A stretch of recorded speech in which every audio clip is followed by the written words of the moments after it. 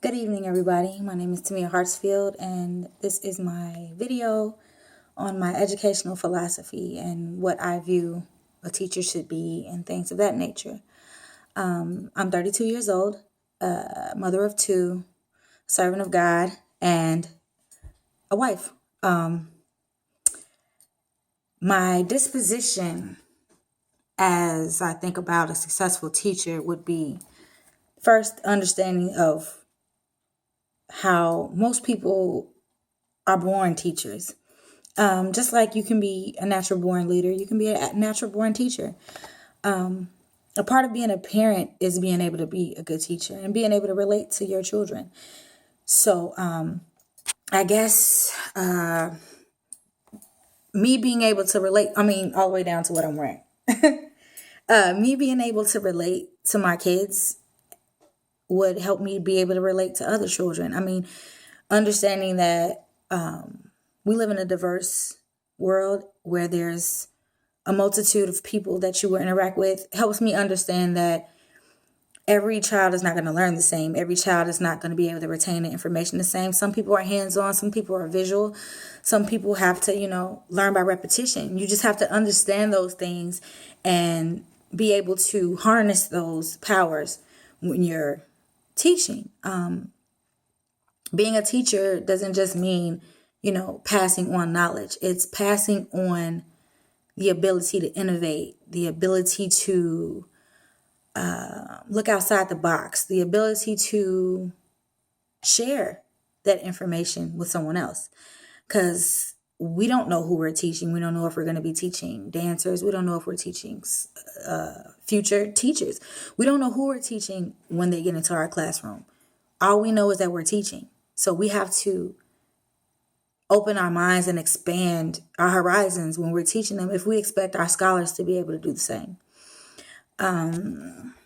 Let's see. What dispositions do you need to work on before you enter the classroom as a first-year teacher?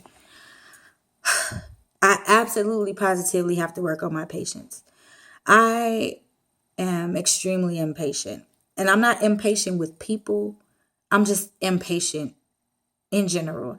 I have extreme patience with people, but like when I know something's about to happen, I want it to happen right now. I don't want to wait.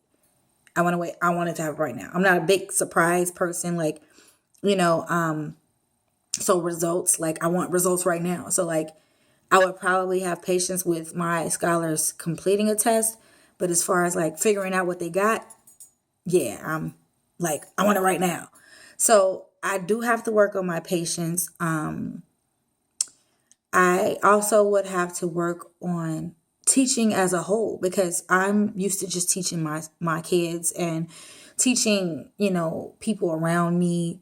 And even though my environment and the people in my social network are diverse, I don't teach all of them, and I don't know if at any moment where I was supposed to be teaching or giving advice or anything of that nature, if they were actually retaining it the way that I was delivering it. Like, perception is everything, and you have to keep things pretty much generalized and straight to the point so that there leaves no room for misleading interpretation.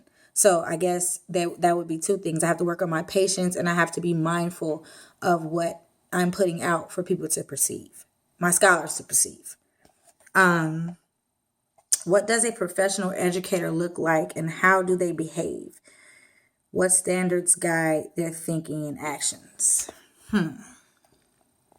Well, here's my thing on professionalism. Professionalism is defined by your field. So what may be professional in a medical setting might not be professional in a legal setting, like an attorney setting.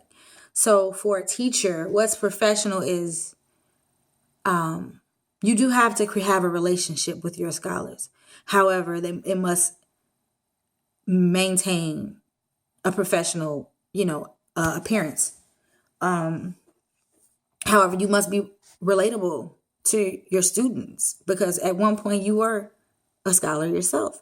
So basically, my idea of what the appearance should be would be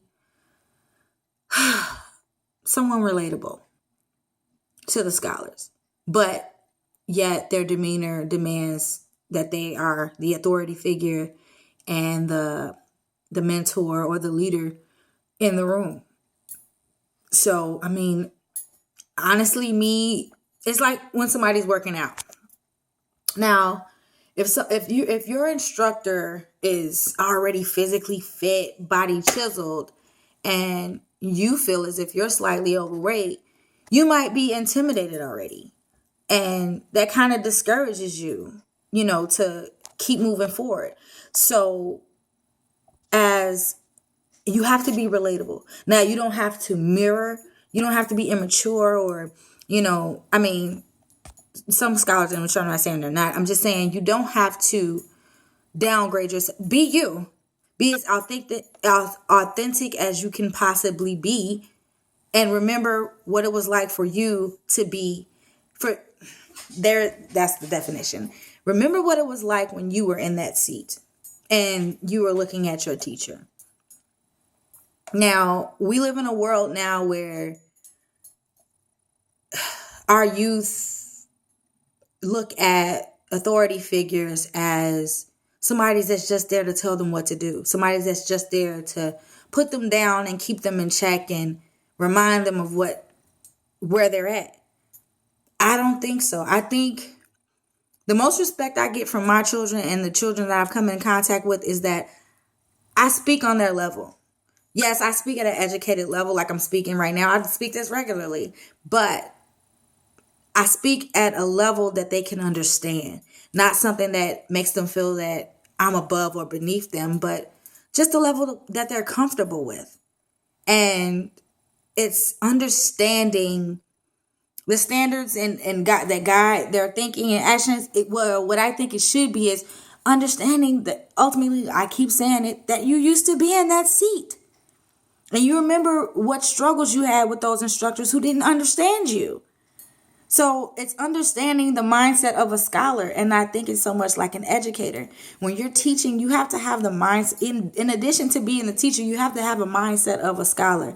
And remember the struggles that you dealt with, if you had any, or what you could have, struggles you possibly could have encountered. You have to understand those things as a scholar, because all leaders started as servants at some point. So the best leaders are servant leaders. So you must understand the servant role before you can do the leadership role. So you must understand the scholar role before you can fully be an effective educator. And those standards, understanding the standards and policies that they are required to assess, should drive you into helping them get to where they need to be. And the video I had to watch from my class about killing the creativity, incorporate that creativity, because a lot of kids tend to learn more if they are allowed to be creative while they're doing it. So these are all things that how a professional educator should teach, understand, look, and act. Relate to your scholars. Don't be too intimidating or off-putting, because sometimes if you're too intimidating, they won't listen to you. So that's my video. I hope I answered the questions right. But hey, I'm excited about becoming a teacher. I'm excited about becoming an educator. And I'm looking forward to this journey because I'm still a scholar myself. So grace and peace in Jesus' name.